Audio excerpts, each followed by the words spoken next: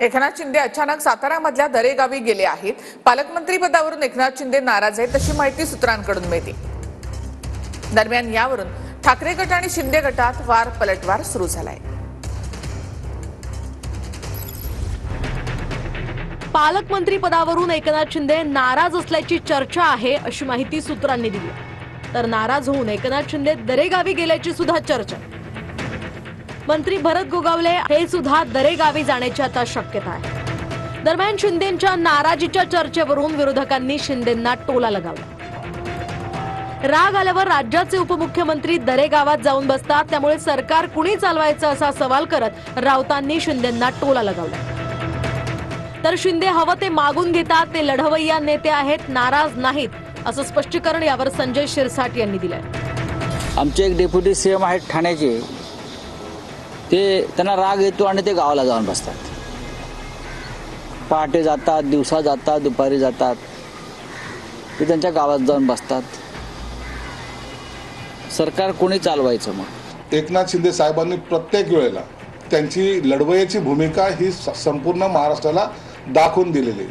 म्हणून आम्ही नाराजगी दाखवून आता मी तुमच्यावर नाराज आहे, मग माझं हे आहे का? नाही, आम्हाला हे पाहिजे, आम्ही हे करणार आहोत। या भूमिकेमध्ये एकनाथ शिंदे साहेब आयुष्यभर जगलेत आणि तेच भूमिका घेऊन ते पुढे जात आहेत। तर एकनाथ शिंदे हा अस्वस्थ आत्मा आहे, शिंदेंनी कुंभमेळ्यात नागा साधूंसोबत बसावं असाही टोला राऊतांनी लगावलाय। तर संजय राऊतांनी दरेगावात जाऊन नागा साधूंचं दर्शन घ्यावं असा टोला यावर शिरसाठांनी लगावलाय। दरे हे त्यांचे डावसच आहे, तिथे बसूनच ते राज्य करतात ना। एकनाथ शिंदे हा कायम अस्वस्थ आत्मा आहे। त्यांनी खरं म्हणजे यावेळेला महाकुंभ मेळाव्यात जाऊन बसायला पाहिजे होतं नागा साधूंबरोबर, कारण नागा साधू हा सुद्धा अस्वस्थ असतो फार। अघोरी विद्या करतात, नाचतात, आपल्या तंबूत बसतात। संजय राऊतने दरेगावला जावं आणि नागा साधूचं दर्शन घ्यायचं असेल तर तुम्हाला दरेगावला सुद्धा तुम्हाला घेता येईल। तुम्ही आम्हाला अक्कल शिकवू नका, आम्ही तुमचे फार पुढचे आहोत। आमच्या तोंडात तुमच्यासारखे घाण शब्द येत नाहीत, ना तर आम्ही ते सुद्धा वापरले असते। पालकमंत्र्यांच्या संदर्भातला सर्वस्वी अधिकार हा मुख्यमंत्र्यांचा असतो। मुख्यमंत्र्यांनी कुणाला पालकमंत्री द्यावं, कुणाचं पालकमंत्री स्टे करावं हा त्यांचा अधिकार आहे।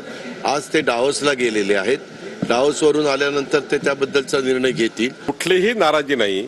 मी परवाही कालही एकनाथ शिंदे साहेबांशी बोललो, थोडं कन्सेन्सस आहे आणि माननीय मुख्यमंत्री महोदय आउट ऑफ इंडिया असल्यामुळं नाही तर कालच प्रश्न सुटला असता। थोडे कन्सेन्सस करण्याची गरज आहे, चर्चा करण्याची गरज आहे। मला वाटतं छोट्या चर्चेतनं मार्ग निघून जाईल। आज माननीय मुख्यमंत्री दावोसला आहेत, माननीय उपमुख्यमंत्री शिंदे साहेब दरे दौऱ्यावरती आहेत आणि म्हणून मला निरोप आदेश मिळाला की जपानचं जे शिष्टमंडळ पर्यटनासाठी चर्चा करायला येणार आहे त्यांना मी स्वतः पर्यटन मंत्री म्हणून आणि आमच्या विभागाच्या अधिकाऱ्यांना घेऊन चर्चा करा, त्यांचा प्रस्ताव काय आहे तो समजावून घ्या। आणि म्हणून मी थांबलो, नाहीतर मी सुद्धा ते एक्सटेंडेड महाबळेश्वर जे विस्तारित महाबळेश्वर आपल्याला करायचंय त्याच्यासाठी शिंदे साहेबांचा नियोजित दौरा आहे। शिंदे साहेब बिलकुल या संदर्भामध्ये नाराज वगैरे आहेत, अशा अफवा कुणी उठवायची आवश्यकता नाही। मी आता या नवीन महाबळेश्वर हा मोठा प्रोजेक्ट आहे, याच्या मागे मी लागलेलो आहे। मी गावी आलो की लोक म्हणतात नाराज झाला। मला तर या प्रकल्प पूर्ण करण्यासाठी अनेक वेळा गावाला यावं लागेल, या भागामध्ये फिरावं लागेल, बरोबर ना। अगदी पाटणपर्यंत जे जे स्पॉट याच्यामध्ये आहेत हे सगळे म्हणजे प्रतापगडापासून अगदी पाटणपर्यंत, त्यामुळे हे मोठ्या प्रमाणावर या पर्यटन जिल्हा म्हणून याची ओळख निर्माण होईल। आणि त्यासाठी जे एफर्ट्स घ्यायचे आहेत ते इथला मी भूमिपुत्र म्हणून मला घ्यावे लागतील।